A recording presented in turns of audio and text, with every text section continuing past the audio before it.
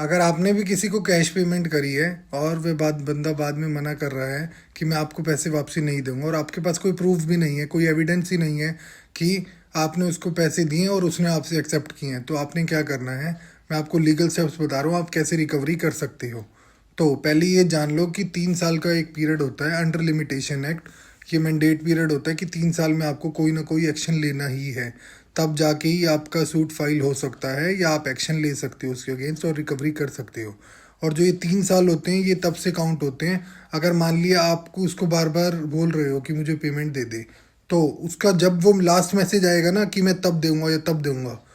उस दिन से वो डेट आपकी मेंशन करी जाएगी, और उसके बाद आपको उससे बड़े प्यार से बिना लड़ाई झगड़े करे सिर्फ ये एक्सेप्ट कराना है कि उसने आपसे पेमेंट ली है। और चाहे वह ये भी बोल दे कि मैं आपकी पेमेंट 15 दिन बाद दूंगा, 6 महीने बाद दूंगा, 3 महीने बाद दूंगा, बस एक्सेप्टेंस जरूरी है कि उसने ये बोलना है कि हाँ मैंने आपसे पेमेंट ली हुई है, इतनी पेमेंट ली हुई है, ये अमाउंट लिया हुआ है।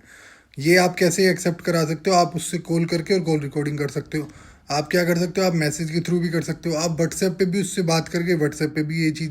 उससे एग्री करा सकते हो। तो आपको ये मीडियम्स हो गए, इनके थ्रू आपने एक्सेप्टेंस करानी है। आफ्टर डेट आपने क्या करना है, आपने उसको एक रिटर्न लीगल नोटिस भेजना है अगर आपके वो फिर भी पैसे वापसी नहीं करता, और आपने उसमें रिलीफ ये लेना है कि मुझे 20 दिन के अंदर मेरी पेमेंट चाहिए या 15 दिन के अंदर मुझे मेरे पैसे वापसी चाहिए विद इंटरेस्ट अगर आप चाहो तो। जैसे ही अगर 15 दिन या 20 दिन का टाइम जो आपने मेंशन किया है वो उसमें भी आपको पैसे वापसी नहीं देता, तो आप एक सूट फाइल कर सकते हो, सूट फॉर रिकवरी। और जैसे ही आप सूट फाइल करोगे उसके बाद आपने कोर्ट में ये जो एविडेंस है, जो आपकी व्हाट्सएप चैट है, कॉल रिकॉर्डिंग है, ये अंडर सेक्शन 65 भी ये एक्सेप्ट होंगी, ये एक प्रूफ, वैलिड प्रूफ ट्रीट होगा और देन एक्शन लिया जाएगा। तो इस वीडियो को लाइक करें, शेयर करें और हमें फॉलो करते रहें ऐसी और लीगल जानकारी के लिए।